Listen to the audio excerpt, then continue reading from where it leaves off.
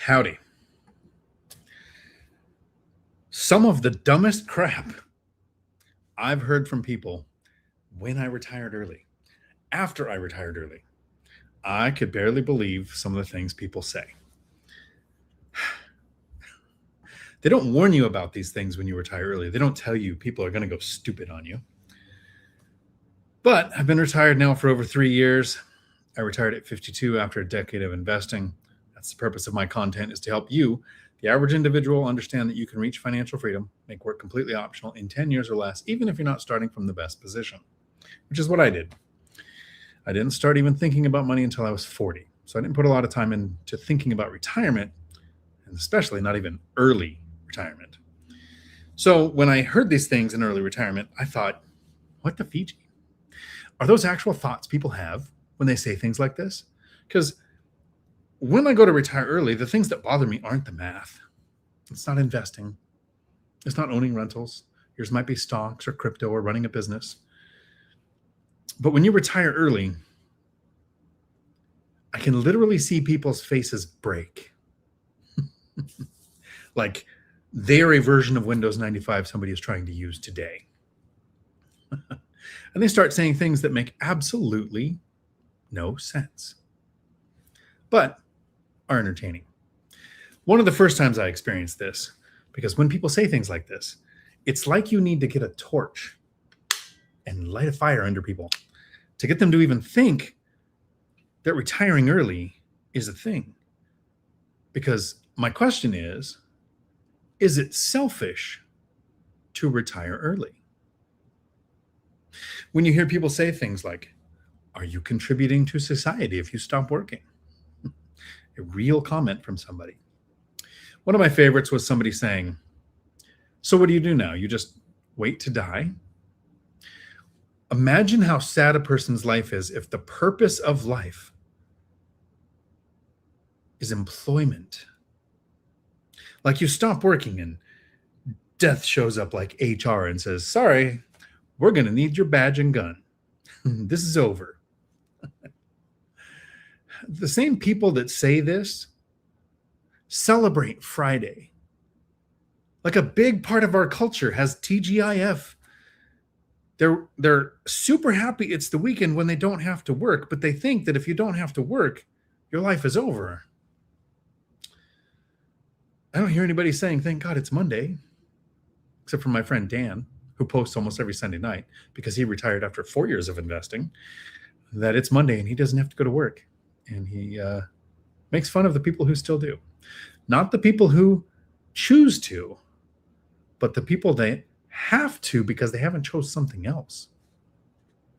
Like, who wakes up Monday morning and goes, yay, traffic?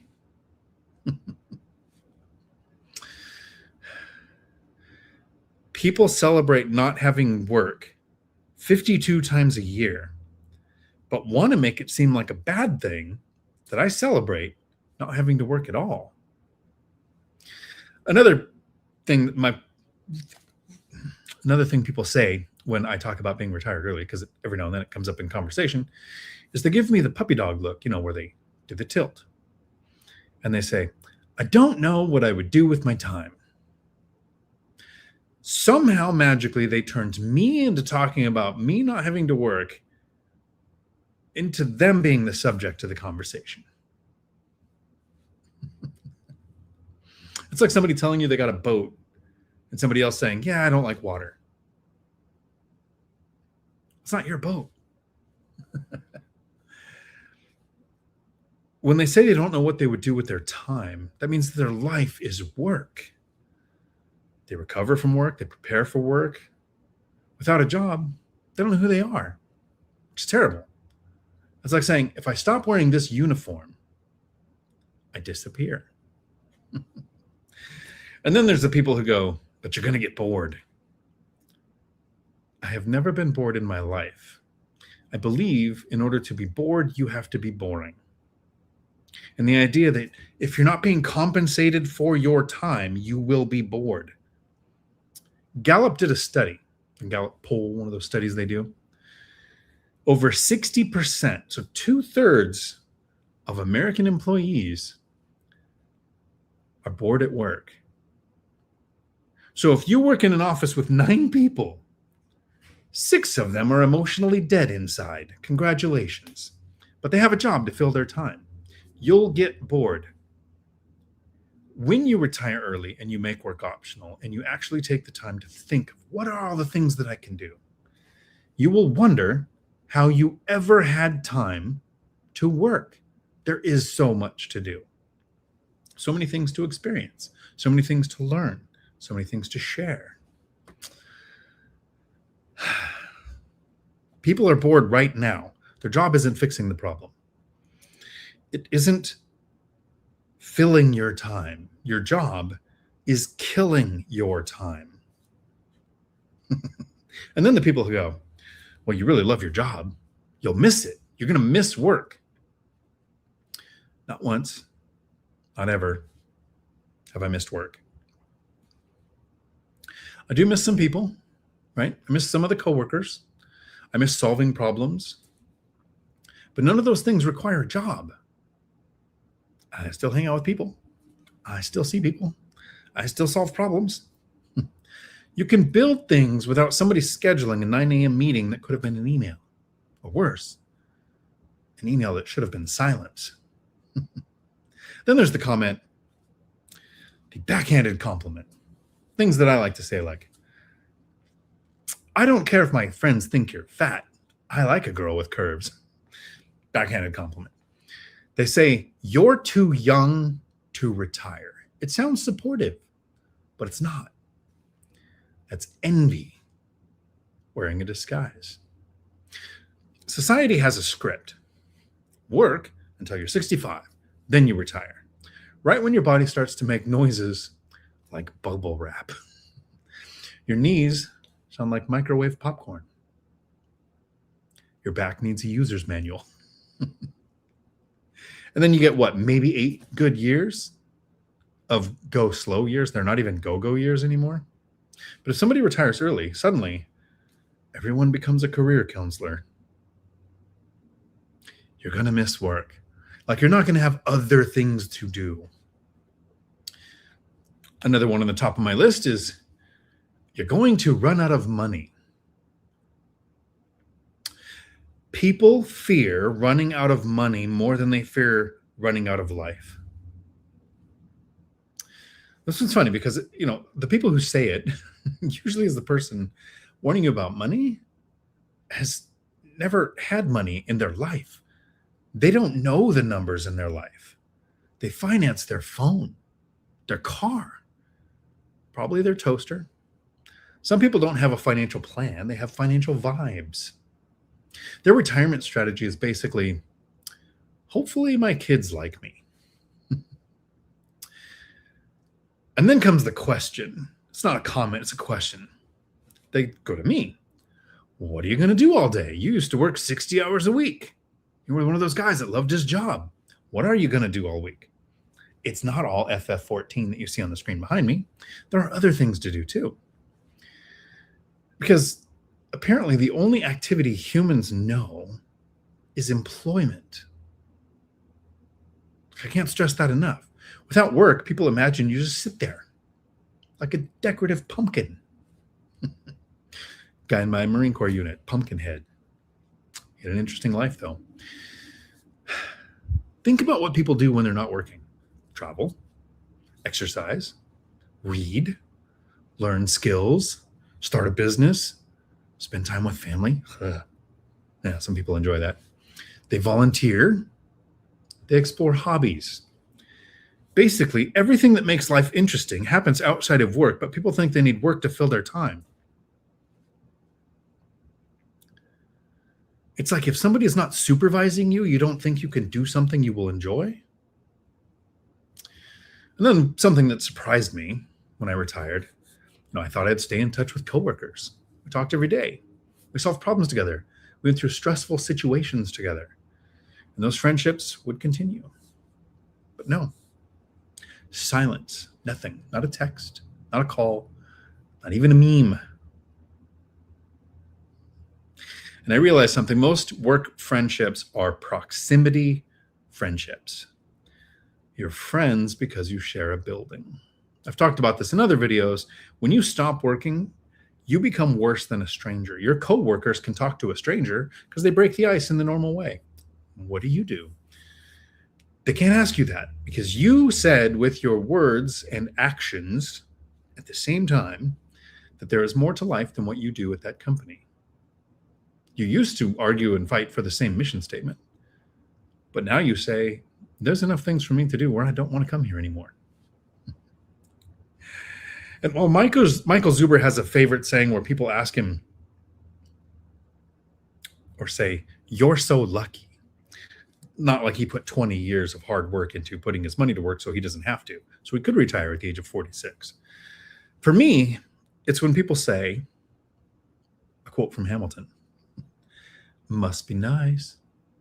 Must be nice. Yeah. Cuss word coming. It fucking is. Every day is Saturday. Every night is Friday night. There is no celebrating work ending for the weekend 52 times a year and celebrating that I got 2 weeks paid permission to go somewhere from a boss. Every day is a day where I'm paid to not work. This is the point of retiring early, the point I'm trying to get you to. When somebody says, must be nice, it used to bother me, like telling Zuber he's lucky. Now I just lean into it. Yeah, it's really nice. That's the whole point.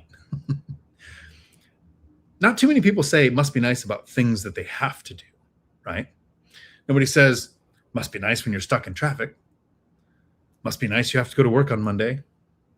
But financial freedom, the thing that you put a decade into, to have, to enjoy, yeah, it is nice. And then you have people who say, you are not contributing to society, doing things for the greater good.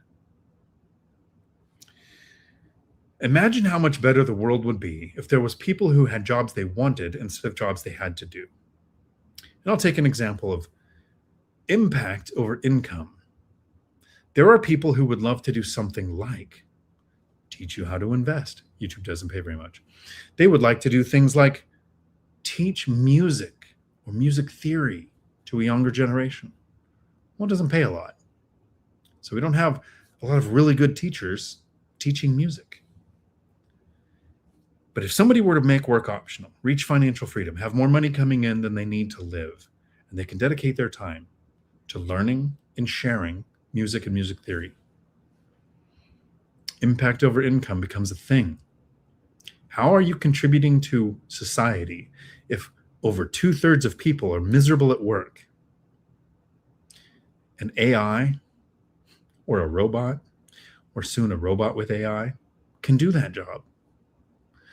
When you think I can make work optional and you can spend your time making someone else's life better, the more people's lives you improve, the better your life becomes. When we retire early, we don't stop doing things. We stop doing things we don't want to. You replace obligation with choice, schedules with freedom, someone else's priorities with your own. And once you experience that, going back would feel odd. Like there's no going back. It would be like voluntarily putting on handcuffs that don't have fur lining. So if you're pursuing financial freedom, please be ready.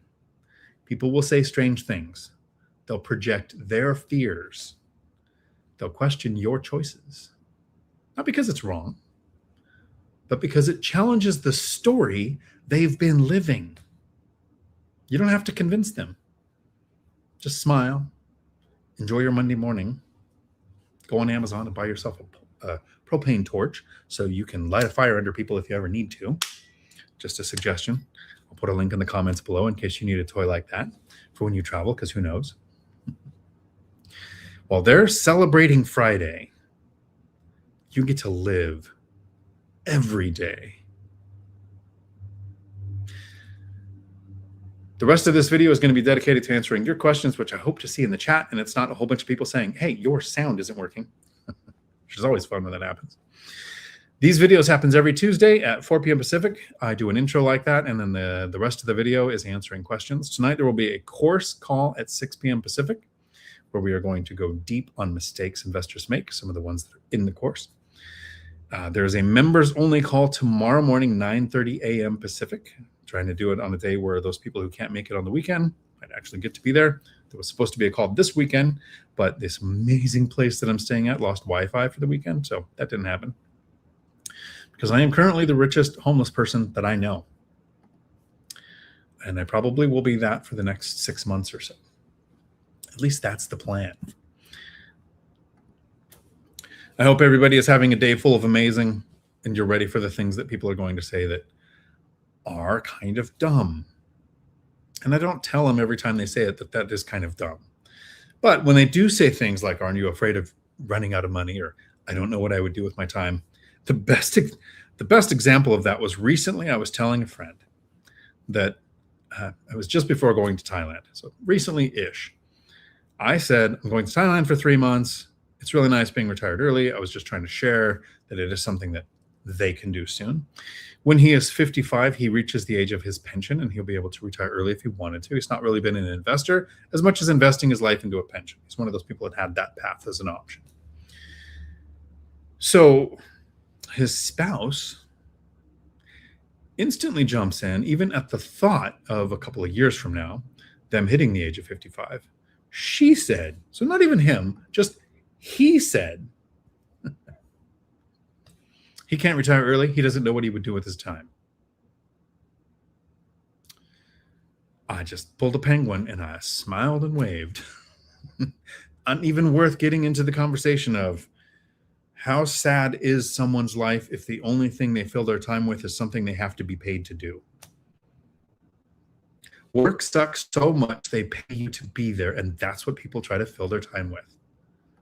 Or their spouse's time with. Hey, Wayne, I've tried several games. I have played WoW mostly for decades, but I've tried several others too. Black Desert was good, didn't hold my attention. Guild Wars 2 was good, but it becomes a map clearing exercise. So Gary, Indiana, you're there, Ryan, huh? How is the weather? Are you sitting next to a couple of Newtons? Nice. Good to see everybody here. Hopefully, if you can send me an email. There were 10 people who asked a question at one rental at a time. I need to get you your Audible book. I said there would be an Audible book for the first 10 questions. And if you're taking the cruise for the Financial Freedom for the Lazy Person, which comes up June 21st, I think I'm going on some Jason Hartman adventure on a luxury yacht early June. I don't know all the details yet, but I'm looking forward to it. When you're searing with that, exactly. You can't make a full plate creme brulee unless you have a full torch and a good fire system. And okay, howdy, good to see you here. As my room is being broken into.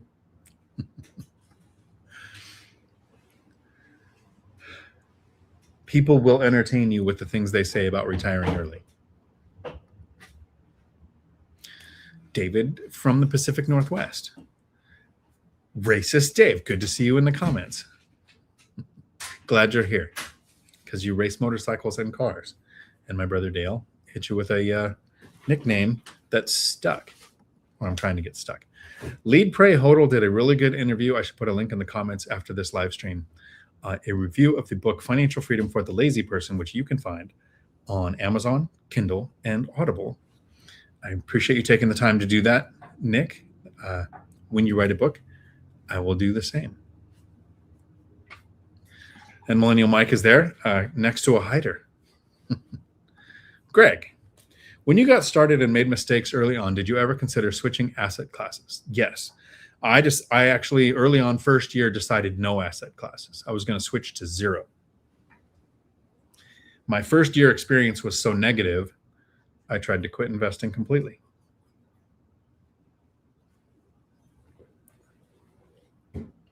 But like drinking, you can't drink all day unless you start early. You don't have a successful investment path unless you invest consistently. The actual bit of luck in my story. This is why Michael Zuber doesn't like being called lucky, but I don't care. For him, he's saying, oh, you're discounting all of his hard work. For me, there's luck involved in my story. When I first started investing, I moved from my house and rented it. I moved from my house into an apartment and rented the house out. I had a bad debt to income ratio because after getting laid off from law enforcement, I found out about a bunch of debt in my name I didn't know existed till the divorce. And I started teaching at a CDL school, not making a lot of money. So low income, high debt, couldn't buy a house. But a lender told me if I had rental income on my tax returns for 2 years, that I'd be able to buy duplexes, triplexes, fourplexes, and things like that because the rental income on that property would count 75% of it in my debt to income ratio. So I had a plan. But I moved from my house into an apartment and rented the house out. And that first year was so bad, I lost money. Rent became late. When I went and talked to the guy, I found out he didn't live there. He had moved out and rented the house to somebody else. And he was doing it better than me because he was making money. I just figured I wasn't smart enough. I figured my brother, who had reached financial freedom with investing, was just better at life than I was. And so I tried to quit. So here's the luck in my story. In 2008, home prices went down. And this was around 2011 when I was having this bad year. So my home value had gone down. I owed significantly more on it than it was worth. The luck is I couldn't sell the house. I couldn't give the house away. I was stuck with it. And at about that time, I realized investing wasn't the problem. I was the problem. I was uneducated, right? It took 13-week boot camp and MOS training and infantry school to become a Marine. I took a 6-month academy to become a cop, and I was going to invest in real estate with no training whatsoever and earn money in the future off of investing in real estate. And I had no education. So I found BiggerPockets. They were doing blogs. I really didn't find their YouTube stuff yet. I just found written articles from guys like Michael Zuber from One Rental at a Time when he was writing for BiggerPockets. Later, I found guys like Jason Hartman who was making content. I got the One Rental at a Time community, and I educated myself. So because I couldn't give the house away, I had to stick with it. And so in the beginning, yeah.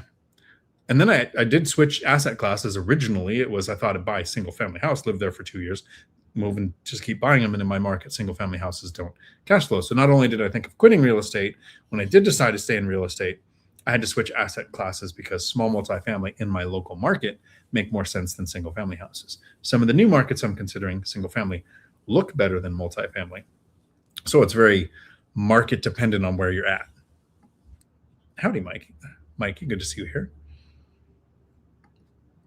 Your life is an adventure. It is. I was in Thailand getting pictures of you learning how to surf. And you're going to Germany and Greece next month. Bon voyage, looking for adventure. Enjoy. Sounds fun. North Virginia. Sounds like a real place. Is that a real place? Corridor Chris. Hey, Strud. Hi, Dan. In the middle of my first tenant turnover, any cost-effective tips for rehabbing kitchen hallways cabinets, specifically the insides, as they are particularly grubby?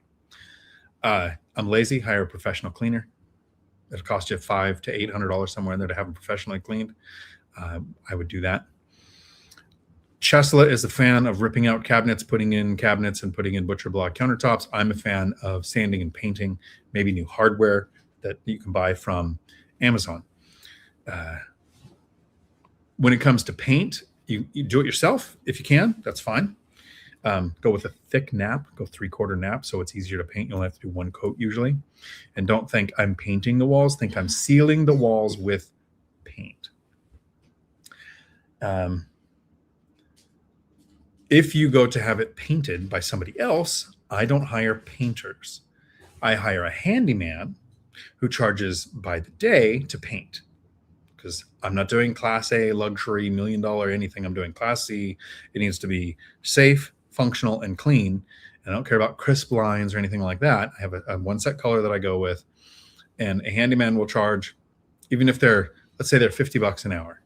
And an 8-hour day, you got $400. So 2 days to paint an average sized unit with prep, paint, cleanup, you're looking at $800, maybe $1,000 with tip.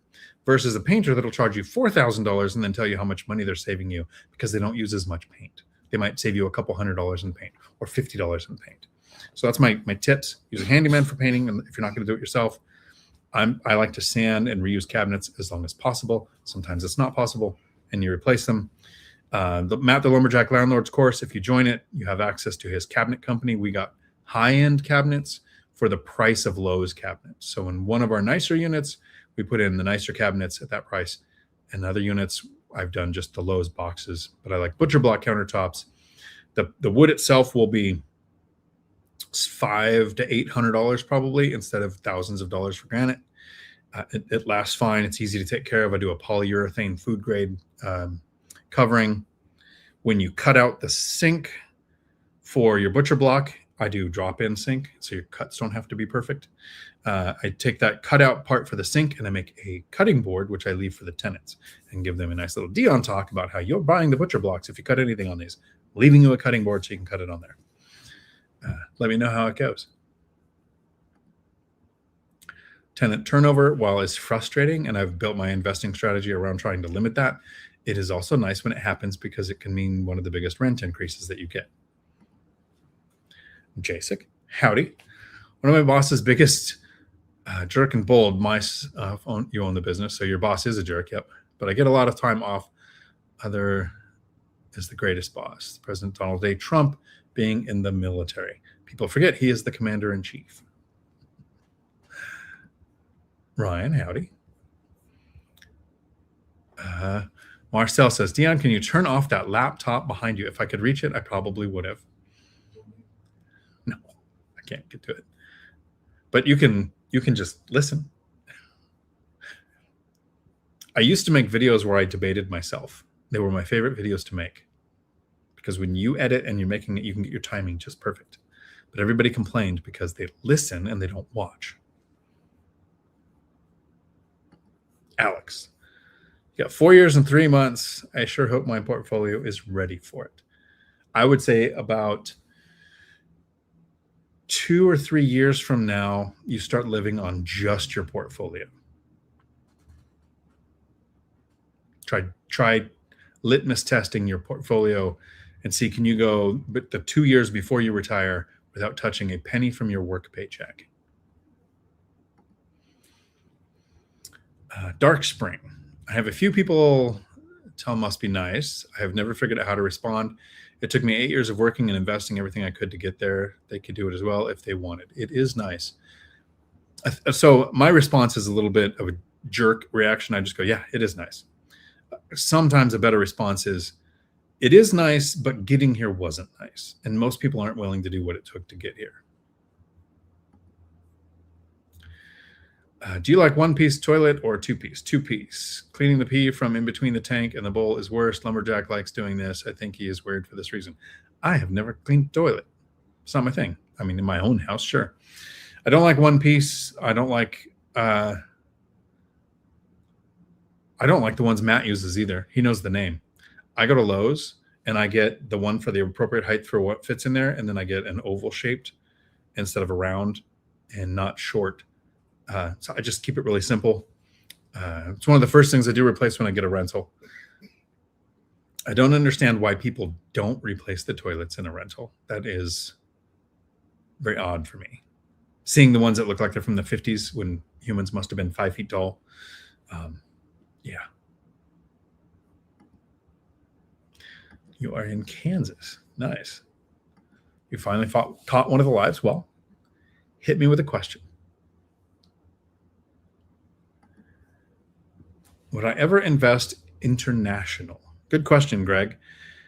In 2022, I retired, and right after retiring, I went to Portugal for 2 months with my brother with the intention of buying a property. I was going to buy out of the country. I had heard the myths from 2018 when prices were super cheap in Portugal, but they're not cheap anymore. And that wasn't even what stopped me from buying there. Two things stopped me from buying there. The first was my experience with Portuguese. The idea with buying in the Algarve was you break the law. It's just normal to break the law. So I talked to several different agents. I went through the whole Algarve. I spent 2 months going there, probably 4 or 5 days in each town along the coast that I would have purchased in to look at different properties. And basically I found out if an agent is licensed, you pay them a 5% commission. And if they're not licensed, you can pay them a 4% commission. But whoever you buy the property from, the seller has to pay the taxes. So they tell the government what you paid for it. And so the idea was, let's say you bought a apartment, a condo in a building for $400,000. They don't want to pay the taxes. They tell the government you paid $100,000. Sounds great. But it took me like a nanosecond to figure out, if I was the government, I would go to the agent's pay and the listing price and the closing price and say, well, this is a licensed agent, so they got 5%. They got $20,000. That's not 5% of your $100,000 reported, and I would go to jail. So I'm not willing to break the law that much. Laws are bendy, but I'm not going to break it. And then I have the thought, I've had this conversation with dozens of investors. Tons of investors would say, I want to buy an Airbnb in Arizona so that I can go down there when I snowbird and I have a place to stay. Or my friend Dan, I want to buy a boat so I can rent the boat out, but I have a boat to use myself. And I really don't like that strategy. I've talked them out of it many times, and I didn't apply it to my own situation until I was deciding not to do it. But I tell my friend with the boat, this is like, don't buy a boat so you can use a boat. Buy an asset that pays so you can rent a boat. Don't buy an Airbnb so you can use an Airbnb. Buy an asset that pays for the time that you use an Airbnb. So instead of let's say I travel 6 months and I'm home 6 months, kind of the goal, right? I want to own an asset that makes a couple $1,000s a month, 12 months out of the year, or even if let's just say $1,000 a month, 12 months out of the year, that's $12,000 to use for paying for the housing of where I travel for those 6 months. Own an asset that pays for your travels. Own an asset that pays for your trips to other countries.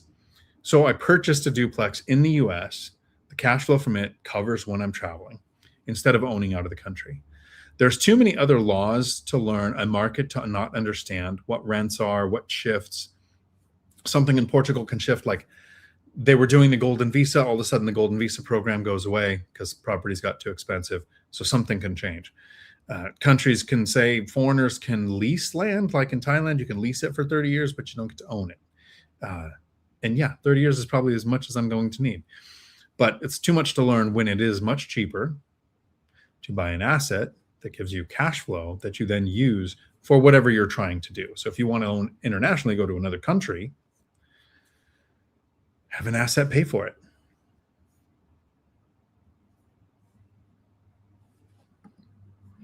Good question, though. Legacy builder. I've got 9 rentals and about to start on a flip. I've been thinking about leaving my job and going all in, but scary. How do you get over that fear? So for me, I'm not a flipper. I didn't plan on doing that. I'm probably going to be selling my first properties this year. And it's not a flip. They're things that I've owned for years, right? To get over the fear of walking away from your job, like I suggested for Alex a few minutes ago, is there a period of time that you can live off your cash flow from your rentals? Where you can test, okay, 6 months, a year, 2 years. I didn't need a penny from my job in order to live my life. Once you've done that for a while and you've experienced seasons and seasonality and emergencies and tenant turnover, tax season, and you think, yeah, I was able to do this without needing any money from my job, maybe then you have the confidence. Confidence comes from competence. Are you good at screening tenants? Are you good at tenant turnover? Are you good at rehabs? Are you good at managing your properties? Are you good at finding the next deal that's good? If you need money from flips to support your life, that's not something I would risk unless I had been doing it for years and not needed any money from my job and had a team in place and had been through a cycle, like an up market, a down market, up rates, down rates, all that together. But that's not my asset class. So I'll try not to give advice on something that I don't do. Kid City, what are your goals at this point? That is a good question. What are my goals at this point? So I have some physical goals this year. I want to sell the duplex that I've been living in for the last 3 years now. I want to possibly move to a new market. I want to stabilize my portfolio, diversify it into 2 states, maybe. It's like 80-20. 20% I might just stay here in Washington. 80% I want to go to a new market, heading down to Tennessee, leave here on the 26th. So I'll be checking out Chattanooga first, maybe around Knoxville, maybe around Memphis. I'm not sure, but Chattanooga's kind of top of the list right now. That's the real estate goals. My goals are still the same: travel more than I'm at home, at least for the next 5 to 10 years, probably. And some of that's going to be in another country, or cruises, right? I got at least 1 cruise in June, probably the second one with yacht adventures with Jason Hartman. I've got Mallorca in October. I'm going to spend the winter. Probably I'm going to take one of my daughters to Vietnam, Philippines, one of those 2. We haven't decided yet, and spend the winter there. So I want to travel more than I'm at home. Do I have any other goals? I always have the goal of trying to reach as many people as I can with the information about financial freedom and making work optional. That is a goal, yes. And I can always ask Tesla to check the calendar for what are my goals. Alex from JSIC, sounds like one of those ETS countdowns for those in service can't get there fast enough. Yep. You count down the days. An EAS and a pension, it's pretty much the same. Except maybe this is changing with the soldier for life mentality that they have now. I knew a lot of people in the military that got to 17 and 18 years and were not allowed to re-enlist. So I'm hoping that nobody above Alex is paying attention to him getting so close to his pension that in the next 4.5 years, they find a reason to not allow him to work there. That actually happens. But Alex has assets. That's the important part. Stephan, should a late fee be a percentage of monthly rent or just a set number like 75 after 5 days?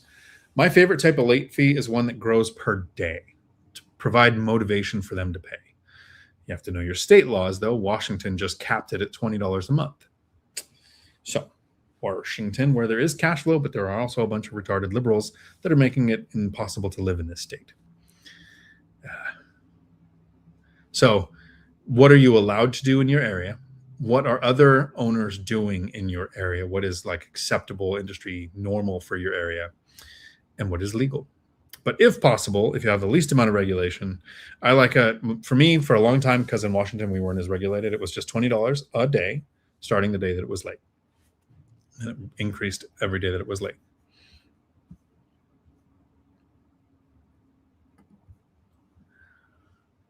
And Alex, you are in Washington. Check out the new rent control law and see what they let you do. Big Bird, should I use a property manager just to advertise a place and tenant since I'm inexperienced? I don't know that I would use a property manager because they're going to take a half a month's rent or a full month's rent. And if they're not managing the property, where's their motivation for that tenant to stay? So how good is their screening? I think property managers, if you're buying with mortgages, often make more than the owner does. But there is enough free information here on YouTube. I've got in my, so first of all, in my book, I've got a section on how to screen tenants, how to advertise tenants, how to show your property, my criteria that I use. But there's enough here on YouTube, how to screen tenants, how to keep your tenants, to educate yourself to take that move. Because remember, confidence comes from competence. If you list on Zillow or apartments.com, you will get a credit report. You can get an eviction history report. You can do work verification yourself. There's really some simple steps you can take. And a property manager is generally not going to run your property as well as you do. Now, if it's just to place a tenant, my brother has done that because he has properties in California and Washington, and he's not always where a tenant turnover might be happening. But he is trying to do it more and more by himself now. Maybe for the first time, if you absolutely have fear at it, but you will feel like that money was wasted once you realize that there is not as much work involved in that as people think, because most of it's automated. I'm a fan of self-managing.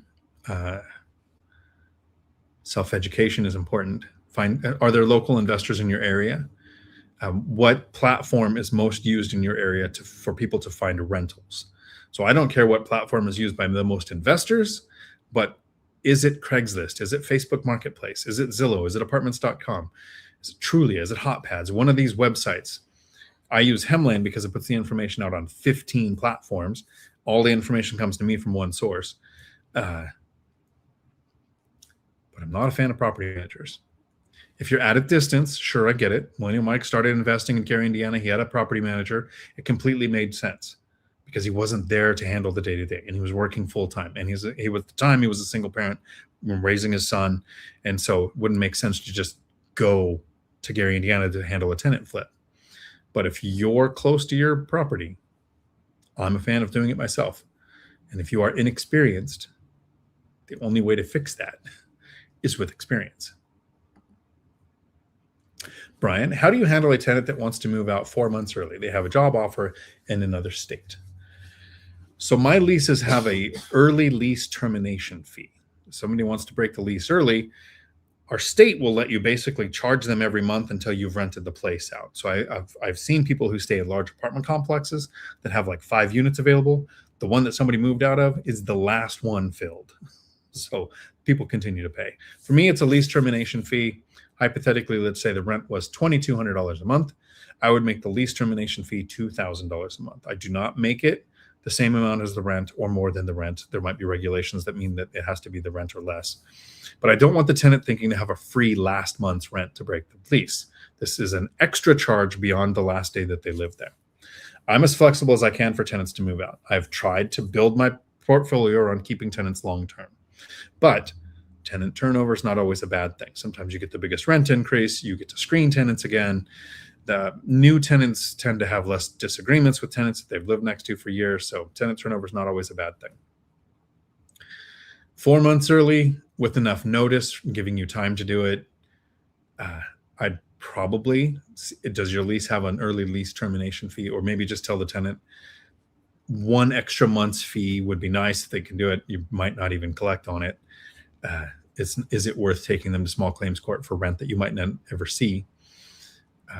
But I've been as flexible as I can. When I have a tenant, when I'm signing a new lease, I've had tenants, because I try to talk all my tenants into buying a property in the future. I tell them you shouldn't be renting. You should be buying a duplex, live in one side, rent out the other. You can be living here for free. Never had one buy a small multifamily, but I've had 3 now buy a house and 1 inherited house. So when I know they want to buy a house, I'll re-sign the lease because my lenders like to see long leases for my, bankability. But I'll put a lease termination fee of like $50. I go into it knowing the tenant's leaving. I know a lot of other landlords that stick to the lease and are like, nope, you've got to pay until it's rented or you've got to do whatever. I just be as flexible as I can. I understand that life happens to people. And part of doing business is having tenant turnover and not always at the right time with your lease. What I would consider is, when do you like your leases to end? Are you in a cold place where you want it to end in the summer because nobody moves in the winter at all? Then maybe the new lease that you sign might be 8 months, 6 months, 15 months, whatever it does to get your lease end back to where you want it. I want my leases to end in the winter here in Washington because it's just as easy to find a tenant in December as it is in June. I just had a tenant turnover like a month ago, had tons of interest, somebody moving in already. Had no problem finding a tenant. But I like my leases to end in the winter, so I would do the same thing. Lease is 12 months if it's going to end in the winter, 8 months if I need it to, or 15 months if I need to. Know your local laws. If a lease is longer than 12 months, in some places, the tenant's signature has to be notarized. So make sure you're following along with, being as compliant as you can. Brian, I'm thinking of retiring in 2 years at 50, worried that none of my friends will be around. They will not be around. You won't care. You will not care. None of my friends will be around and that most people my age will be working. Did you have similar experience? Nope. Tons of people our age or younger doing tons of things. When I travel or go to other countries, I retired at 52. Most of the people I interacted with that were traveling were in their 30s, 40s. So there's a ton of people that are at that age. You will lose the friends that you have now. You might go to some barbecues or hang out with them. Those kind of people will still be there. But you have ultimate time freedom. You're going to be finding people who have time freedom. If you get into an event like kayaking, rock climbing, or anything like that, you're going to build a new friend around people who don't have to work all the time, who aren't trapped at their job. So that's a great question, but I think it's a concern I've talked about in a few videos. Once your time is free, okay, it's almost like there's so many things to do. You'll wonder how you had time to work. There are so many people to interact with who aren't stuck to the work schedule that you'll realize you only had friends because you were trapped in a room with those people. Greg, do you have a favorite property or do you treat them all the same? This goes back to one of my sayings that I've heard is, when you have more than one kid, people tell you you're going to have a favorite. What they never tell you is it's probably not going to be one of yours. So yeah, I have favorite properties. They're usually not mine. I see a deal I wish I could have got. I have properties. I don't know that I have a favorite property, but I have I have 8 properties, 18 rental units. I have 5 rentals I don't ever want to sell, but I have 3 that I could do without, right? I've got my one that was a live-in burr flip, whatever, been there 3 years. It's far enough away from my other rentals that it's kind of a hassle to have a whole second team doing stuff for one rental. So I'm kind of glad to be selling it. I have a single family house that I only kept because I kept it through the divorce. I didn't keep it because it made sense as a rental. So there's emotional ties there. So I'm going to be happy to sell that eventually, probably next year. And then probably one of my other properties, just because it has doubled in value and appreciated over $1 million. I like money just like everybody else. But my stabilized long-term tenants, duplexes that need minimal amount of work, no reason to get rid of them, but they're not a favorite. So I have a least favorite, but not a favorite, if that makes sense. Patricia, howdy. I have a tenant who speeds through the neighborhood that has small children and elderly. She's engaged in screaming matches with neighbors who just call me asking me to handle it. Any suggestions? Yes, that is not a you problem. That is a law enforcement problem. I have in my leases that so many interactions with law enforcement can lead to an eviction. I don't know how valid that would be in court. I don't think any judge would back that up.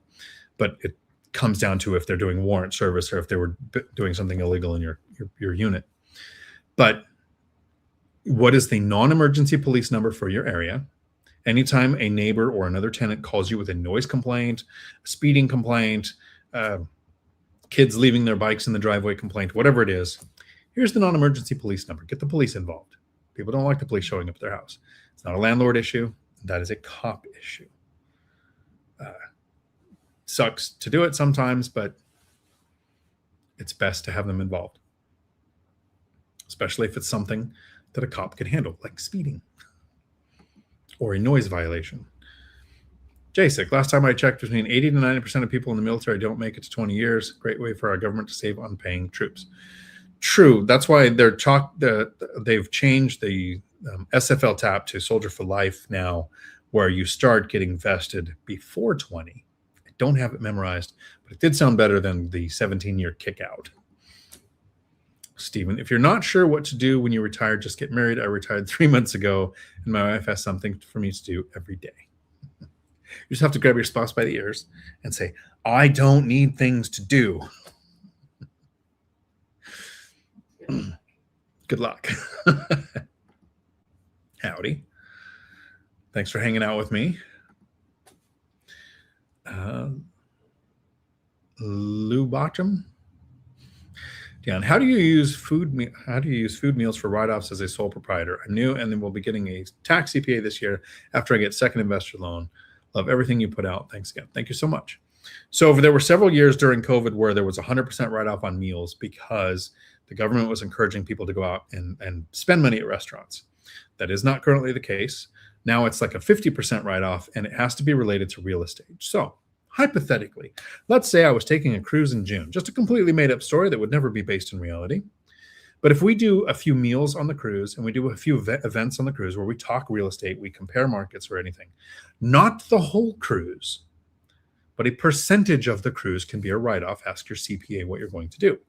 Mine is saying it's about 50% of the cruise, but I also have YouTube, info, and real estate. So it might be 20 or 10 or whatever percent that they'll write off against that. But currently, 50% of meals are able to be used as a federal tax write-off. I don't know about states because until this week, Washington, where there is no R, there wasn't an income tax, but there is one now. They're calling it a millionaire's tax, meaning it's going to take a year or two for it to be an everyone tax. It is not the only reason why I'm leaving this state. But yes, definitely. My first rental, I got a CPA, and not so I would know if I can write off my meals or my cruise or anything like that.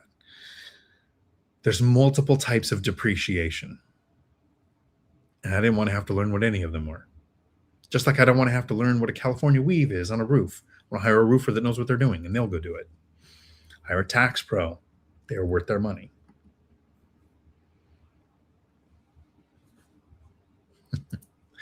Thank you, Ryan. I think we are caught up on questions. This might be the shortest live stream in the history of Tuesdays. But I will give a chance for people to get questions into the chat. And I will find a link for the torch to put that in the comments below.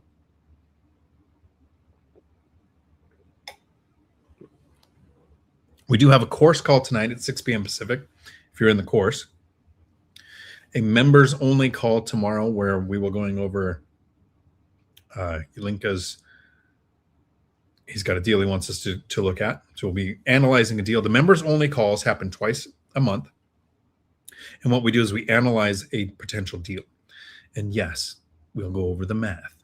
But out of a 45-minute conversation, it takes 45 minutes to cover the skill of analyzing a deal. 5 minutes, and not at the beginning. It's almost one of the last things we do. We'll be analyzing the math.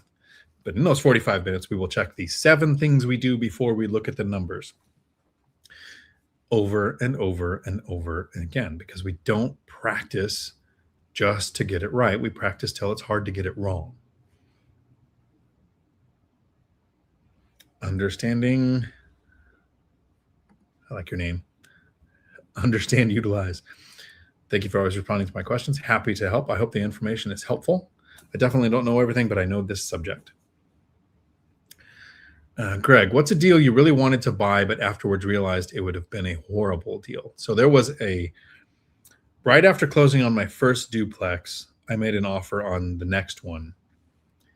And I found one that was really close to where I was working. It had great parking. It was in the neighborhood I liked. The numbers looked better than I could imagine. And this is where I learned a couple things. So we get into the deal. The inspection found over $50,000 worth of water damage that had basically gotten into all the joists. So that was kind of a deal killer. Then it appraised low. And there was something else. Oh, the numbers looked good because I was so new. I wasn't doing it right. I was not using area average rents. I was going off of existing leases of the tenants, saying, wow, this math works great. This cash flow is great compared to the mortgage, what the rents are. It's perfect.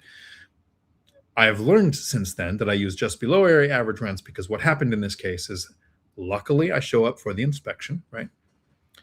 And I'm talking to the tenants, and I have the same question I ask every tenant.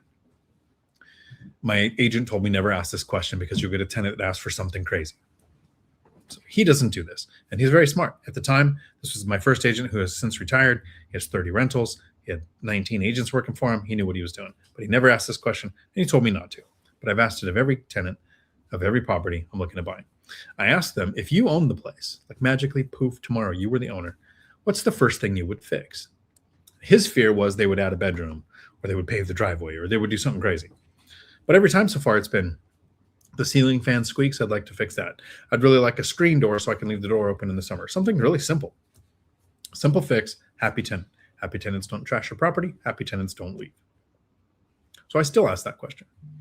But I was talking to the tenants, and the one said, yeah, I've got about 7 months left on my lease, and I didn't pay a deposit when I moved in. So my rent includes the deposit. So at the end of my lease, my rent will be coming down like $200 or $250, whatever it was at the time.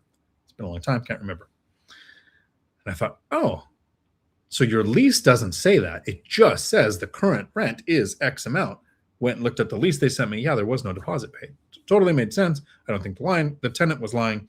I just don't think the agent or the landlord thought to mention that. But that would have been a me problem and a me mistake, because rents don't set rents. Area average rents set rents. What a tenant is currently paying has nothing to do with what your rents will be in a few years. Could be lower, could be higher. So I really wanted that deal. because it was so new, and I found a deal that made sense, and it was where I wanted it to be, and it had the layout that I wanted. But a month after, basically, okay, the appraisal was low, the damage was too much, the lease was bad. I looked at that and I thought, man, like 5, not all, but 5 of my marriages dodged a bullet with that one. Not all of them, though. Alex, keep trying to figure it out. Thank you, Mikey, for the super sticker. Sweet. Appreciate that. That tells YouTube that somebody else might like this content. Marland, howdy. And I appreciate the comments coming in. That means people want interaction, and we will keep this live stream going. Because remember, it basically lasts as long as the questions do. Oh, you got a new hunter killer? Nice. This retirement is rough. At least we're not in a extended stay putting together Legos. Which were fun to pack. Once, as a plumber, I showed up to rebuild a toilet. Find a huge mess sitting in the middle of the bathroom floor. They needed to work on their aim in a $3 million house. I have seen some of the worst drywall work ever. A friend of mine, they purchased a house in Scottsdale, Arizona. It was like, I think it was 1.1 when they bought it, 1.7 when they sold it, something like that. No, I think they sold it for more than that. But oh my God, the drywall work in there was so bad. Like, and I don't care. I'm not a drywall fanatic, but my brother David is people would say savant. I like the term idiot savant because it's my brother. But when it comes to drywall, he is an artist. He can blend, fix ripples, can't tell where anything is. Like I've seen him do drywall ceilings, drywall walls. It's just a thing that he learned that he's really good at. But he went to the house with me to hang out. I think his little eye was twitching the whole time we were there. And this was a $1 million plus house, probably 4,000 square feet with a 2,000 square foot casita in the back. I mean, it was a nice house. So yeah, price of building doesn't mean that things like that always work out. Hey, Strid, other than having an attorney on retainer, what is a good resource for getting state-specific leases and local laws, regulations on reference? Does your state have a website? Washington had a landlord-tenant resource page where I got mine. Then I had a lawyer look at it. Ylinka just had an attorney look at his. So having an attorney look at it, even though they're not on retainer, maybe you don't retain them, but you just take it to an attorney and say, hey, will you take a look at this and add anything that would help in our specific court system in case you ever have to represent me in a eviction. Local investors, go to local meetups and say, ask the question just to the group. After investing here for several years, what are things that people have added to their lease that they didn't know that they had to have in the beginning? And you might find things like no water beds. You might have a tenant that think that's fine in an upstairs room to just throw in a water bed, and you have to add it to the lease. Or no outdoor pools, or no whatever is local, specific to your local market. Local investors will know. And I think that's the best way to frame them. The question is not what do people put in their leases, because it's everything. But I would go, what did people put in their leases they didn't know they needed when they started? Because that'll talk about things they've had to add through experience. Olinka, not a real estate question, but how do you choose your fiance? It is best to choose a partner who is going in the same financial direction as you are, rather than to choose a partner who just looks good no matter what direction they're going in. Yes, there you go. And time. If it's meant to be, you don't have to get married right away. Give it a few years. Do some living together. Figure out if you like the person. And when you call them a fiance, what makes you hate them enough to want to get the government involved in your relationship? Remember, marriage is just something that people do so they can go and be as the worst person they possibly can, but it's hard for the other person to leave. If you're not married, you have to earn their love every day. That's way more romantic. Nick. It's a great question, Olenka. Thank you. What are you going to miss most about Washington? Restaurants, certain people, vacation spots. What am I going to miss most about Washington? Spring weather, summer weather, I haven't had a sea-doo in a while, so I would miss that, but I haven't done that recently. The first probably 20 years living here, I would have said, I'm going to miss the water. I'm going to miss the lakes, but I'll find those there too. I am not going to miss what has happened to the people of Washington. So Washington has fallen prey to what most states do. People lived in California and New York, and they voted a certain way, and they hated what it turned into, so they moved to Washington in the 90s and in the late 80s. I didn't move here until after getting out of the Marine Corps. So this was a fairly Republican state, fairly red state that has gone liberal because of how many people moved here who hated the way things were where they were. They moved here and continued to vote the same way. So everything became here what it is there. Socialist mayor in Seattle. Homelessness is rampant. They don't prosecute crimes. Not worth staying. So there's a lot I'm not going to miss, and everything that I would miss is gone. I gave my motorcycle to my brother because in Washington, there's not enough time to ride it. So that might change when we move to a new place. I don't like scuba diving in Washington. Water is cold. It's dry suit. It's low visibility. And the octopus are 3 times as big as me. I don't like stuff that can move faster than me in its own environment. So I like to travel for scuba diving. So this is one of the reasons why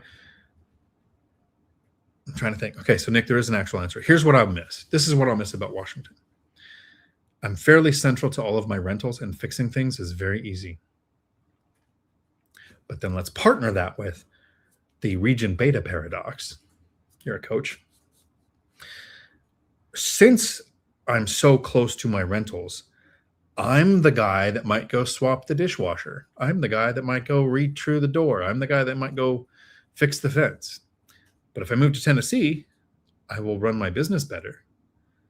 I've been doing this good for the last 3 years, hiring handyman to do way more things. And not just because I'm lazy, that's part of it, but because if I hire a handyman, just reached out to a handyman the other day. I'm staying probably a mile from one of my rentals, not even a mile. I could almost walk there. And it was a dryer vent cleaning, which is super simple to do. Got a blower, got the brush, got the hose, the line, can clear the dryer vent. But I don't. Call a handyman. Why don't you go earn a couple $100? Do this thing, get a tip and everything. Because if they do the easy jobs, they're more likely to answer the hard calls. And so I will miss being so close to my rentals that I can do everything, but my life will be better because I won't be so close that I'll be doing everything. Will I probably fly to Washington for the first major tenant turnovers? If it's a tenant who moved in within the last 3 years, probably not. I've got plenty of ways to handle a tenant turnover here without having to come. But I have 3 or 4 tenants that have lived in their units for 26 years. Then I bought the house. And so now when they turn tenant turnover things, that's a project. I might come back up here for that. But for the smaller, easier stuff, I will not be here. Will I miss certain people? Absolutely. A lot of my people relationships now are virtual, so I don't know that I'll not see them like I would before. But I'll be traveling with some of them too. So, yeah. Vacation spots. No, I won't miss the vacation spots. The beaches in Washington. I grew up in Southern California. I used to go down to Santa Monica and Venice for the weekend. So to a beach to me is really nice. I traveled to Thailand and Colombia and the Algarve in Portugal. I've got beaches everywhere. You come to Washington, you go to a beach, and it's cold water and rocks. Was nice to walk down with a bucket and a rake and grab crab anytime you wanted, but I won't really miss it. R. Kizzle. Do you personally use Hemlane for property management? If so, do they handle your maintenance requests? Seems like most management software want you to bring your own contractor list. I use Hemlane on 4, probably going to be 5 properties soon if I have another tenant turnover, 4 units. I didn't switch my existing tenants over. I didn't call my tenant that has a flip phone and no interwebs at her house and say, you need to get the internet and learn how to use a portal. I'm not doing that to them. But new properties that I purchased new to me and tenant turnovers, I'll put on the Hemlane platform. They do have their own contractor list, but I kind of like to use my own. So I could use their contractors that they have, which is, I think, more like an Angie's list of locals. I like to build relationships with my handyman and contractors and use them for more than one type of thing. Find out what they like to do, use them for those jobs. So do use Hemlane, not on the whole portfolio. I haven't used their Handyman or contractors yet because I used the Thumbtack app to build my own lists. Mikey, when you meet a new investor for a one-on-one, what is your approach for the hour depending on the person and their experience? So at diontalk.com, you can take the free binder course. You can sign up for the Financial Freedom for the Lazy Person course, where we have a course call in 55 minutes, or you can book an hour. Don't book an hour. If you join the Financial Freedom for the Lazy Person course, you get a free call and then a free call like a month later. Before we have the call, I send the qualifying questions. Where do you live? Where do you invest? What's your asset class? What's your long-term goals? What's your current portfolio? It's like, get the basics, right? So I can have it the way you worded your question is depending on their person, their person and their experience, so that I can tailor the call to what's going to help them, right? I've talked with people with more units than me, but they want to take over and get rid of their property manager. So speaking of that, Cody Davis is switching 100 units over to Hem Lane in the next, he said the time in the text, but I forget. And it's going to mean like $70,000 more a year in his pocket. So there are people with tons of experience that are going to be switching over to self-managing. Talk to them anytime. Then I've got other people that say, I want to get started, but I don't have a portfolio yet. Well, what's your credit score? What's your savings rate? How do you increase your income? How do you decrease your expenses? So this can start from 0 or negative to lots of experience, but want to get better at it. And it's better and the reason, so if somebody books a call, the reason we do another one in a month is because that first call, it's a ton of information.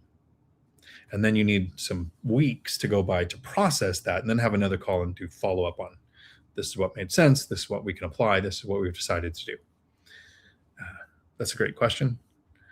And I like those conversations because no market is the same. No investor is the same. But there are some core elements that once you get the groundwork for, then you can give direction, right? Because so how many times have we had videos or conversations where somebody says, it's really hard to pick a mentor? Because if you go in the BiggerPockets forums or the Facebook groups and the investing groups, it's somebody going, I need a mentor. Anybody want to mentor me? Well, do you want to wholesale, flip, short-term, long-term, buy and hold, right? Once you have a foundation of what a person is looking to do, then it's easier to direct them to where the right information is.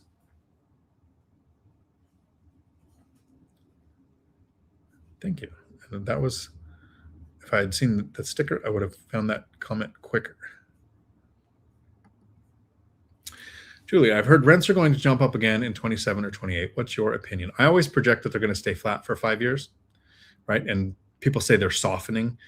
Some markets right now are softening. Rents are down, right? Zuber did a really good explanation of this the other day, that inflation is supposedly just under 3%, but they're saying that that's because one of the biggest contributing factors to inflation is rents are up 3%, but they're really down. That's not the case in Washington. They just instituted rent control last year, so rents are pushing up in Washington. But other markets, they didn't do something stupid like that, where they hurt tenants. I always project rents are going to stay flat. I project that I won't be able to refinance. Will I benefit and pay attention and watch rents and do a binder strategy or do an increase if rents go up like they are in Washington? Got to know your local market. Because remember, area average rent, set rents. If rents go down in your market, your tenant should be binder strategizing you to get you to lower the rent.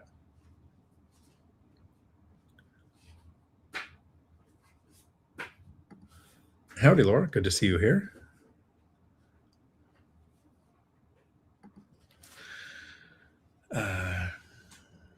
To Legacy Builder, I'm at the 5-year and feel the same. I would have thought 9 to 10 would be a no-brainer, but goes to show there's so many more variables. Godspeed. There you go. Corridor Chris, Arizona may become that way too. We'll see in a few election cycles. Well, they did go purple. Arizona's close to being that way too. Everett, how many police calls can the tenant have before you evict them? In the lease, it says if there's more than 2 police interactions, the way the attorney put it is this can lead to eviction. But like I said, who knows if that's going to stand up in court? I think that's more of an apartment thing than a rental for my size thing. It's just a talking point when talking to tenants. Yep. Marlon, what platform for applications? Make your own. So the ones I'm doing now are on Hemlane. Before that, it was apartments.com. Before that, it was cozy.co. And I just had them apply on the website because it's free for the owner. There was apartments.com was $45. Zillow, I think, is $38. So they apply on the platform. You get all the information. You don't make any money from the applications. And I think the applicants can cancel an application and reuse the application on the next place. Not sure how that works. Yeah. So that's how I do that for applications. I've never made my own, though. Josh, howdy. When I use my own subcontractor for a Hemlane repair request, they asked me if I would like to add that repairman to my preferred list. Hemlane works well for me too. Nice. Hey, you can add them on there. You can add notes on there. You can have tenants communicate on there. If you have existing relationships with handymen and contractors, I don't know that I would, but if you have a new one, I probably would. So thank you. Weighing options between Hemlane and local management company. So Hemlane, what I like about it is it has a flat fee, the low end stuff. And then if I need a lease tenant turnover signed, I can step up just for that one event. If I need to use their handyman, I can step up to that event, but I just keep it at the low one, and it gives me the confidence to travel and not worry about it. But I am not a fan of property managers, because if you're using Hemlane, let's say the price was the same. Let's say Hemlane costs whatever property manager costs. Your property manager still makes money from tenant turnover. Hemlane doesn't, and you're the one interacting with tenants. And it can be really simple, nuanced. The way property manager can say, "Hey, if you want to renew the lease next year, this is going to be the new rent amount." Versus you sending comps and saying, "Here's what rents are doing in the area. If we renew for another year, I'd like to keep your rent at this amount, whatever the increase is." Just communication is better if you're managing your tenants, because you don't want tenant turnover. Your property manager makes money from tenant turnover. And that's not good for owning a property. It's very divergent goals is what the killer is for me. If you're in the course, I will see you at 6 o'clock Pacific. If you're a member, we will be looking at a deal tomorrow morning, 9:30 a.m.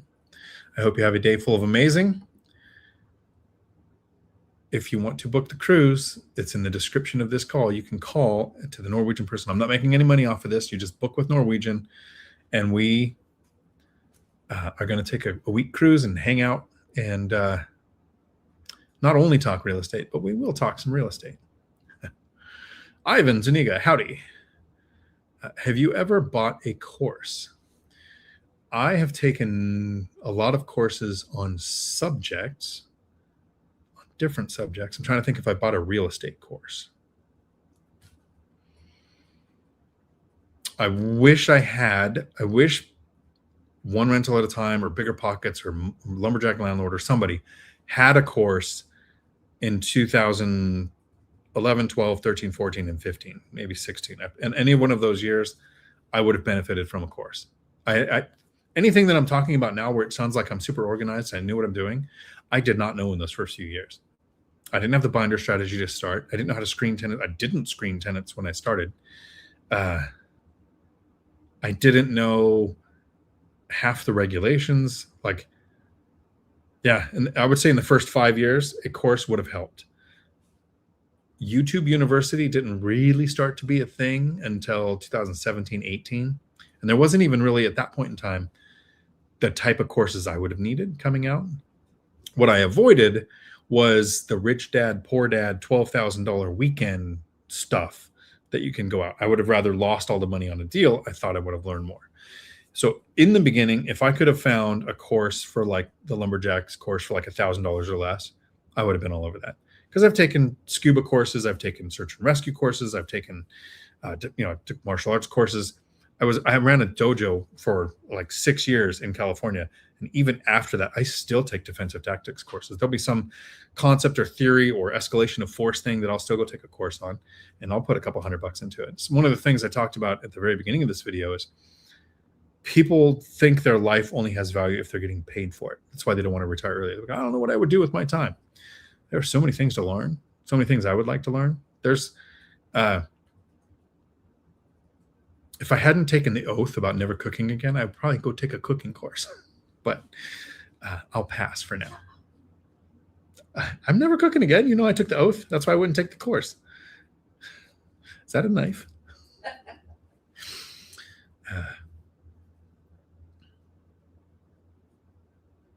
Thank you. Don't forget the like button. I appreciate that. What's the max I would have bought one for? I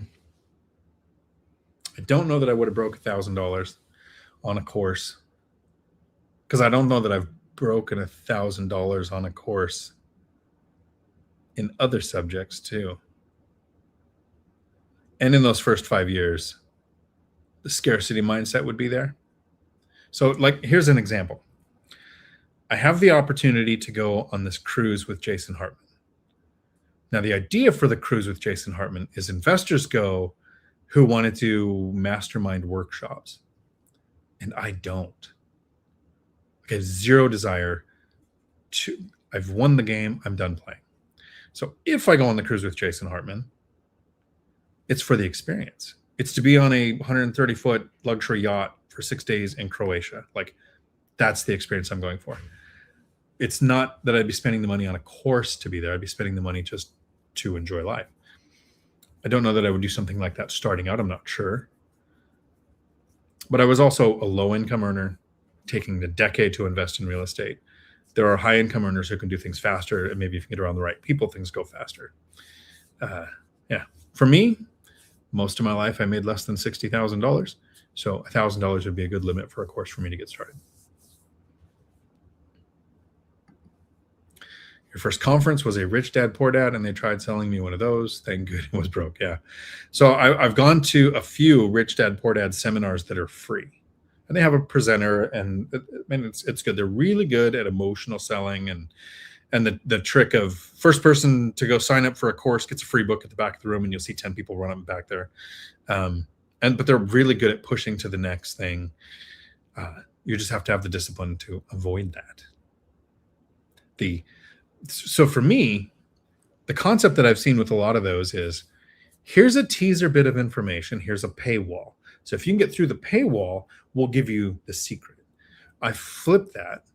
And I probably learned this from a friend of mine, Andrew Ballard, who wrote a book, Your Opinion Doesn't Matter, something like that. And he said, give away the secret. Sell the how-to. So the secret is the tenants will ask you to raise the rent. It takes 10 years to do this. The how-to is, how do you study a market? How do you pick an asset class that works in your market? How do you educate yourself? How do you screen tenants? How do you manage your handyman? Like there's no secret into how to run this business. My book, Financial Freedom for the Lazy Person, there's no secrets in there. The secret is what I throw out on YouTube. I put it out here. In 10 years, the average person can reach financial freedom and make work completely optional, even if you're not starting from the best position. Giving away the secret. It's possible. The how-to is what I'm trying to say. This is how you do this. 57 Max. Thank you. I don't know that I've seen your name before. So I appreciate the question. Thank you for hanging out with us. We're here every Tuesday, 4 p.m. Pacific. And then this video stays up. I don't take them down. Do I have an LLC for my properties? This is a great question. It's been, what's that song? It's been 5 days since you talked to me. It's been 5 days since I've been asked that question. So if you're new to my channel, and that's a real question, I'm going to answer it. If you watch my channel all the time and you know that's my trigger question to make me go on a rant, good job. There are times it makes sense to have an LLC. If I had partners, me and my friend Millennial Mike were going to buy property. We were looking at buying a property in Gary, Indiana.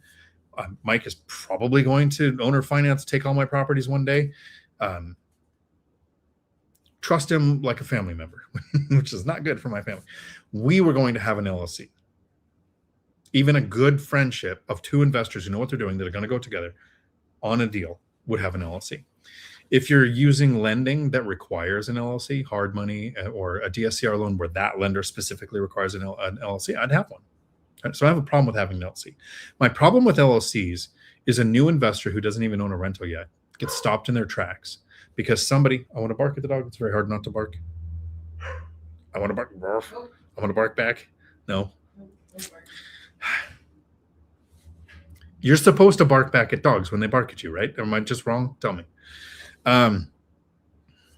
Like when somebody cat calls me, I cat call back. It could happen. Shut up. It could happen. Let me have this. All right. The squirrel ran off with the emperor's groove. Let me bring it back. The new investor who hears something online, if you have to have an LLC for every one of your properties, you have to have asset protection, you need the tax benefits, whatever. Well, then they go, well, how do I name it? How do I file for it? You go online, there's a ton of companies that'll make an LLC for you. Your CPA, your attorney is going to say you want an LLC for each one because they get to charge you for setting it up, charge you for maintaining it, charge you to file taxes on each one. You now can't represent yourself in court. You're more likely to get sued. So the attorney gets more work. But that new investor doesn't know how to pay themselves. How do they not commingle finances? How do they... all of these barriers they put in front of them by needing an LLC when they don't. Because first, there's zero tax benefits. In 1996, the IRS determined all sole proprietor LLCs are disregarded entities. They don't exist. So you get I get every single tax write-off that somebody who has an LLC gets, except they get to write off the cost of having an LLC. Sure. But I get to write off everything. Cell phone, work truck, 50% of meals, like all the same stuff that you would get if you have an LLC, I get it without it. So there's no tax benefits. There is no actual asset protection. For years, judges would pierce the veil. They would go, you commingled finances. You didn't file this correctly. This one thing was done wrong, and they would pierce the veil. Well, now they use the 1996 IRS precedents that all sole proprietor LLCs are disregarded entities, and they just disregard them. When you are sued, all of your assets are at risk, and your LLCs are just your assets. So yes, if you're sued in an LLC, that's you being sued, and all of your other LLCs can be included. So there is no asset protection. There is no tax benefits. There are some negatives. Insurance is more.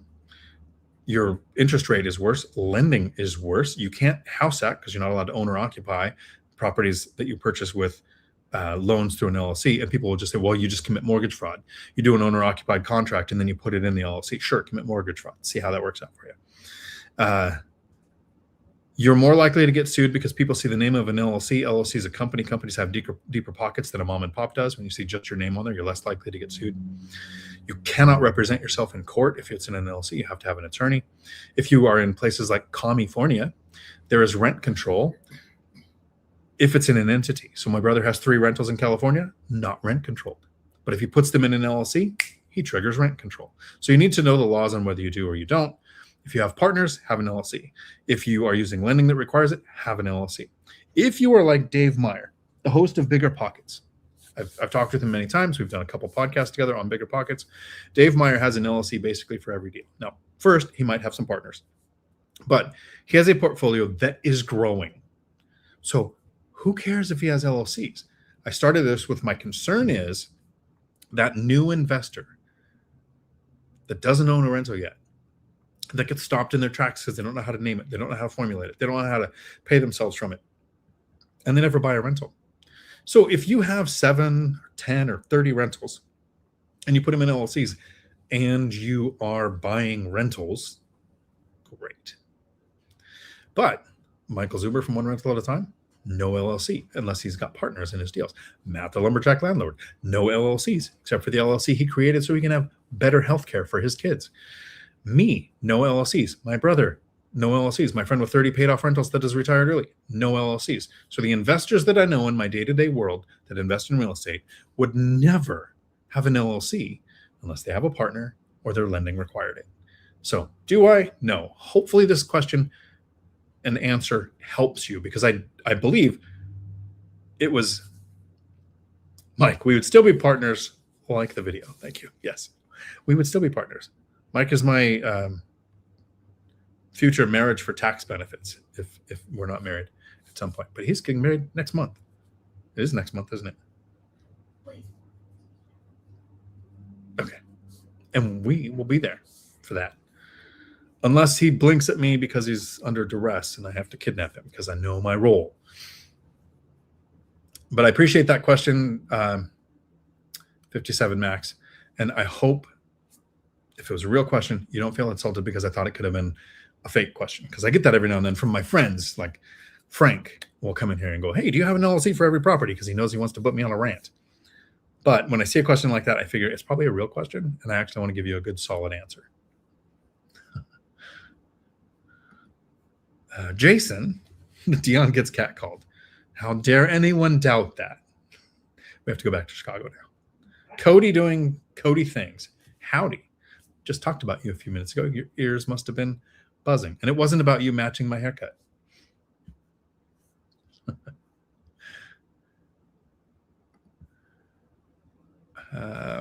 All-nighter hider. Dion is talking about charging order protection when 2 or more arm's length members are owners. Can't sue the LLC and harm innocent party.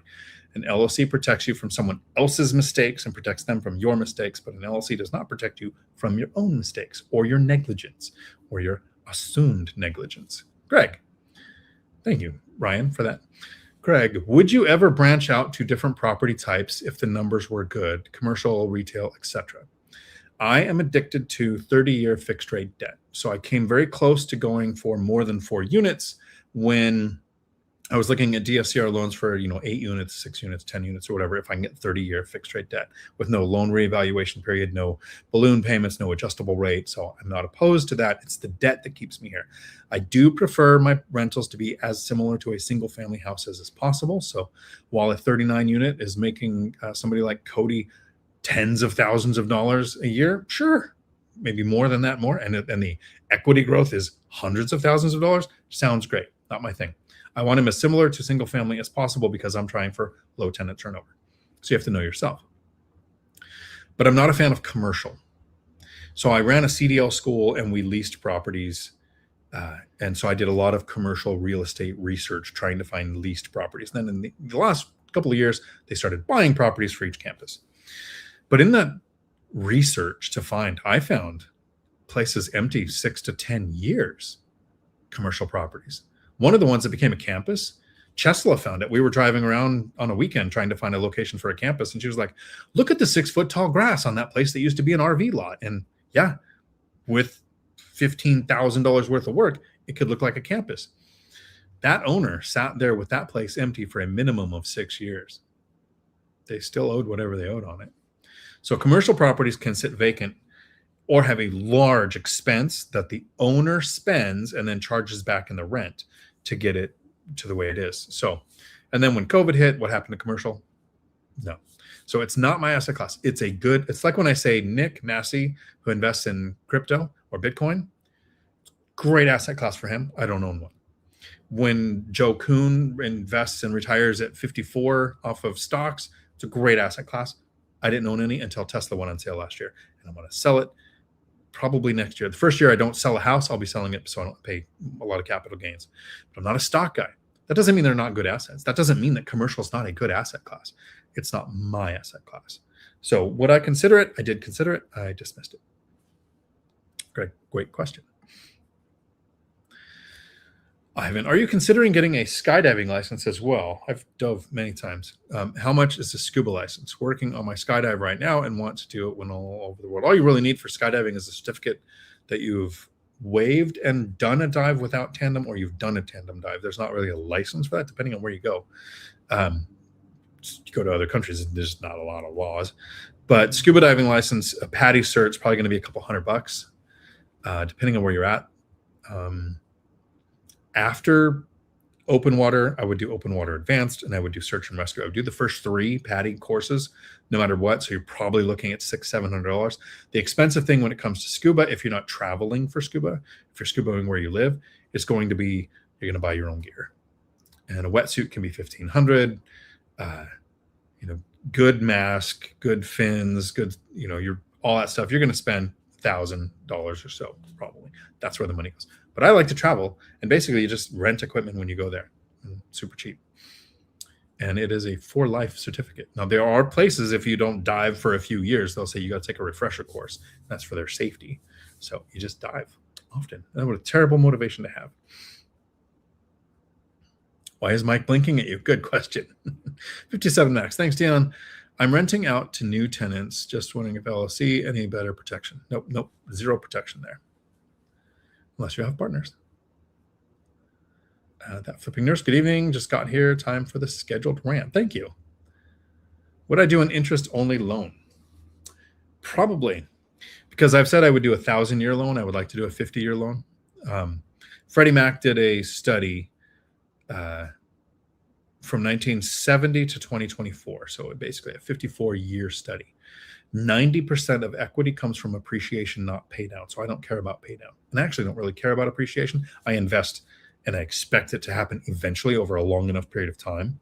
But I've never done a cash out refinance, taking out a HELOC, and I'll be selling my first property this year. So I haven't really much cared about appreciation. I care about cash flow. Now, here's the problem with interest-only loans. If they start to be a thing where a lot more people start using interest-only loans, you're going to have a window of opportunity where people realize their payment is less, so they can buy more. Pay more, not buy more, pay more. They can pay more, so prices will jump up. So even if people start talking about the 50-year loan, I would probably do an interest-only loan. I think Cody does a lot of interest-only loans. Marlon says, Max, your screening of tenants is your defense, not an LLC. They don't give a frick. Exactly. Greg, what's an underrated tip you have for someone in their early parts of the 10-year journey, like to help with day-to-day? Underrated tip. My handymen are what made investing possible, more so than any skill that I learned. The skill of keeping a list of handymen. Now, remember, handymen are handymen for a reason. They can't hold a regular job. And so their life is going to go in one of two ways within 6 months to a year. They will either be really good at their job and become a contractor and quickly cost more than what you want to pay for handyman work. So they outgrow you, which is good. Feel good for them. Or they go back to rehab, or they should go back to rehab, and their life spirals out of control, and you're going to lose them. So for me, it's an evolving, revolving list of at least 4 or 5 handymen that I'm always adding to and watching for one to drop off. And pay attention to your tenants when they say things like, your handyman is great, does awesome work when he shows up sober. Those are things you want to listen for. So the tip is build a list of handymen and contractors. In the beginning, I would work next to them on projects. I had never really worked on a deck before. I didn't know how to make sure wood was separated from dirt, or what elevation level required a step, or what elevation level required railing, or what railing requirements were. I didn't know any of that. So the first time I hire a handyman or a contractor to work on deck, I'm out there carrying the wood, getting the tools, asking questions, working next to them, pay them the same amount. But I wanted to learn what's the scope of the work, how much time is actually involved in doing this, so that I can kind of look at estimates in the future. Because I was an estimator for the family business before joining the Marine Corps. And so I knew if you know how much a job should take, how many people it's going to take, how much tools are involved, the time that's actually going to be involved, you can actually get a fair assessment of how they came to their price.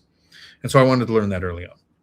But I don't work with next to them now. I recently had the dishwasher switch to the unit, and I could have went and did it, could have went and did everything. No. I went to Michelle's guy, Raul, that she recommended to me, had him do everything. Happily. So I could play Final Fantasy 14, because life has more important things to do. It's not so I could save money. It's so that since he did an easy job, he'll do hard jobs in the future. So that underrated tip is build your handyman list early. The rescue diver cert, I did that because I was we said search and rescue diver, but it was always search and recover diver. I was the officer for 8 years. So I did it for work. It was fun. I don't know that I learned anything in there that I would have used as a diver except egress from tight spaces, like getting all of your gear off, getting out, and getting all your gear back on underwater. It's good to know, I guess. You shouldn't be going in the tight spaces. That's the rule. When you sell your property, will you do a 1031 exchange? Next year, when I sell my single family house, I will probably do a 1031 exchange. It is depreciated to zero. It's appreciated like, I don't know, a ton.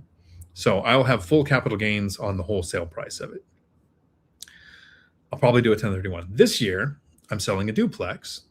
I lived in one side, so I've been there over 2 years. So the IRS 121 rule means on that side alone, up to $250,000 in gains, tax-free. The other side, I'm going to pay the capital gains tax. And since I'm taking 6 months to pick a market, and I don't know where I want to buy yet, I'm just going to pay the taxes. It comes down to what is going on in your life at the time. Is Chesula going to sell her properties? No. She's going to add properties this year. She has the money saved up for a down payment on one. She's going to owner occupy one and probably buy one as a rental. So she's still in growth mode. She's fully retired. She has the 2 duplexes, gives you money, but I've retired her the rest of the way. We don't want to sell our Washington rentals. We want to sell some of our Washington rentals and redeploy capital. Those will be mine. Hers is going to be redeployment of cash. 57 Max. Is Thumbtack still your place to go if you're looking for new handyman tradesperson? Yes. Local investors. I got one from Michelle who comes to our local group, but I still go to Thumbtack. I still recommend Thumbtack. I was just at a friend's house for a barbecue last weekend. He was talking about needing work done. My instant go-to is I pulled up Thumbtack and educated him on, here's how you find your guy. Like, I've got guys I can recommend. I like to not do that anymore. I used to recommend, but there's 2 reasons why I don't recommend my handyman that much anymore. First, their life spirals out of control and then they rip somebody off. That's kind of on me for recommending them. I feel bad about that. But the other thing is, I had this young team that did drywall work for me, and they were great prices. They did work for Curtis. I don't see him in the chat tonight. But they did really good work and really good prices. So I recommended them to everybody. All the local meetups that I go to and everything. Well, they got so much work, they now have real prices. They had to price their way into the amount of work they can do. So I've lost them. So I tend to not recommend because they can go bad or they can become too good. But yeah, love that. I still use Thumbtack. Arlen Neuendorf. Howdy. I've almost ended this live a couple of times tonight, but you guys keep coming up with questions, which is much appreciated. I think we will wrap it up there. You guys have an evening full of amazing. I will see you on Thursday when I do my live stream that I was going to do tonight until I realized how many dumb things people say to me. The live stream that I am doing on Thursday is going to be on, look at my notes, not retiring early is selfish. Do you think getting a CDL is still a good idea in 2026? I would probably be driving a dump truck in Wyoming or Wisconsin. What's WI? Wisconsin, Wyoming? Yeah, Wisconsin. Okay. I went to school in America. They don't teach us stuff. I went yesterday, today's Tuesday, yesterday, to renew my med card for my CDL. I'm completely retired. I make over $20,000 a month in cash flow. I don't see myself ever having to work again in my life. I am never giving up my CDL. I think it is something that everyone should get. There are no end to benefits of having a CDL. And driving trash is just one option. In your area, look up Old Dominion, Oak Harbor Freight Lines, RNL, Peninsula, YRC, not YRC, RNL, yeah. Look up local LTL companies. You'll make 110, 120,000 a year to start. And not bad to have a fallback or a career change if you ever need one, in case you want to quit your job before you reach financial freedom. Ciao.